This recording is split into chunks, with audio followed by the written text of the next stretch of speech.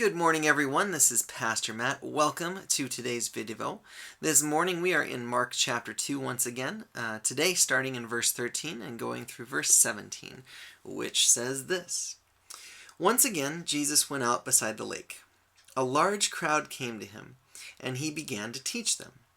As he walked along, he saw Levi, son of Alphaeus, sitting at the tax collector's booth. "Follow me," Jesus told him, and Levi got up and followed him. While Jesus was having dinner at Levi's house, many tax collectors and sinners were eating with him and his disciples, for there were many who followed him. When the teachers of the law who were Pharisees saw him eating with the sinners and tax collectors, they asked his disciples, "Why does he eat with tax collectors and sinners?" On hearing this, Jesus said to them, "It is not the healthy who need a doctor, but the sick. I have not come to call the righteous, but sinners." A few years back, I came across this great parody video online about a place called Bubble Creek Canyon.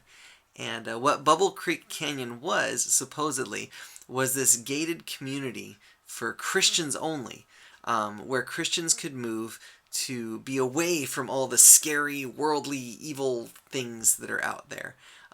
It was a place to live in a nice, safe little Christian bubble with a Christian grocery store, Christian fast food place, Christian movie theater, Christian library, Christian clothing store, etc. And honestly, I have to laugh a little extra hard at that video because there was a time early on in my Christian life when I actually thought that that's the kind of life Jesus called us to live as his followers.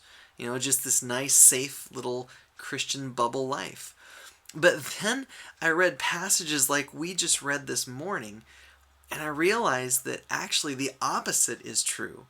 Jesus doesn't call us to just sit on the sidelines in some Christian bubble like fans. He doesn't call us to just cheer him on and say, "Yay."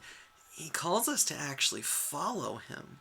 And I realized that, as Jesus himself said, he didn't come to this earth to save upright, religious people who have it all together and don't need him. No, Jesus is here to save the spiritually sick, not the healthy. He's here to save sinners, not upright, perfect religious people. And therefore, logically, a follower of Jesus is called to do the same, right? We're not called to live a safe, little, comfortable life in some Christian bubble far away from all the problems and scary sinners of the world. No, a follower of Jesus is called to actually follow Jesus right out into the middle of where Jesus went. Right out into the middle of the sinner-infested darkness, because that's where he's needed the most. It's our job to bring Jesus to those that need him, not sit in some Christian world waiting for them to come to us. Most of the time, they won't. In fact, if you read the Gospel of John, just before Jesus is arrested and crucified, what does he pray? Among other things, he prays to God the Father that God would not take Jesus' followers out of the world. Not take him out of the world, just that God the Father would protect them from the enemy as his followers go preach Jesus to the world. So this morning, as you head out into your day, whether it's to school or to work or just some errands or wherever it may be, wherever you may encounter some sinners, ask yourself, how can you bring Jesus to them today?